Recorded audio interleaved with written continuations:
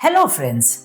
काफी बार हमें ये सोचने में आता है कि कौन से डॉक्यूमेंट्स ऐसे होते हैं जहां पे हम एक्सपोर्ट जब करने लगे तो डॉक्यूमेंट्स क्या क्या होने चाहिए हमारे पास जो हम सीएचए को दें। तो पहला डॉक्यूमेंट है प्रोफोमा इनवॉइस, जो हमने एक्सपोर्टर ने इंपोर्टर को दिया है, सेलर ने बायर को दिया है, प्रोफोमा इनवॉइस। उसके बाद आता है परचेज ऑर्डर, जहां से बायर ने हमें ऑर्डर बुक किया है।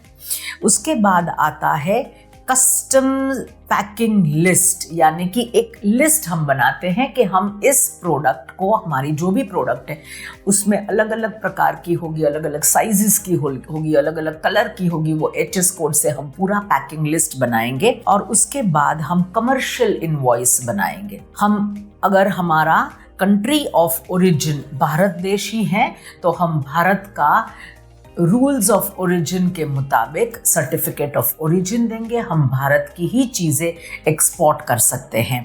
या हमने रॉ मटेरियल इंपोर्ट किया तो वो रॉ मटेरियल को हमने वैल्यू एडिशन करके वो चीज़ इंडिया में बनाई तो रूल्स ऑफ ओरिजिन या सर्टिफिकेट ऑफ ओरिजिन उसका देना होगा। इसके बाद हमें कस्टम क्लियरेंस मिल जाए तो हमें शिपिंग बिल चाहिए और शिपिंग बिल चाहिए। फिर हमारा सामान पहुंचेगा शिप पे और शिप पे हमारा सामान अंदर जब चला जाएगा तो captain of the ship will give us a receipt, रसीद देंगे एक हमें कि आपका कंटेनर मेरे पास आ चुका है, मेरी शिप पे आपका कंटेनर आ चुका है। तो ये जो डॉक्यूमेंट है, रसीद जो है, इसको हम बोलते हैं बिल ऑफ लेडिंग।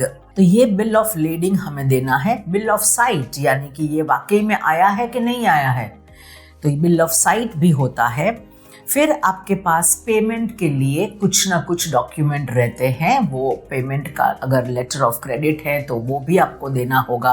कोई और पेमेंट का डॉक्यूमेंट है जैसे बिल ऑफ एक्सचेंज होता है वगैरह, तो वो भी आपको देना होगा। एक्सपोर्ट लाइसेंस, यानी कि आपका एक्सपोर्ट करने का लाइसेंस, IEC। उसके बाद वेयरहाउस की रसीद और प्रोडक्ट की क्वालिटी के बारे में जो भी डॉक्यूमेंट्स रहते हैं वो डॉक्यूमेंट्स भी आपको देने होते हैं। ये चीजें आप देंगे, उसके बाद सामने वाले देश में से कस्टम क्लियरेंस हो सकता है।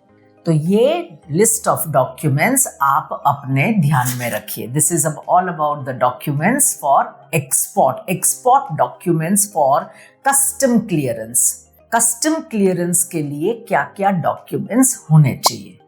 So this is it. Thank you.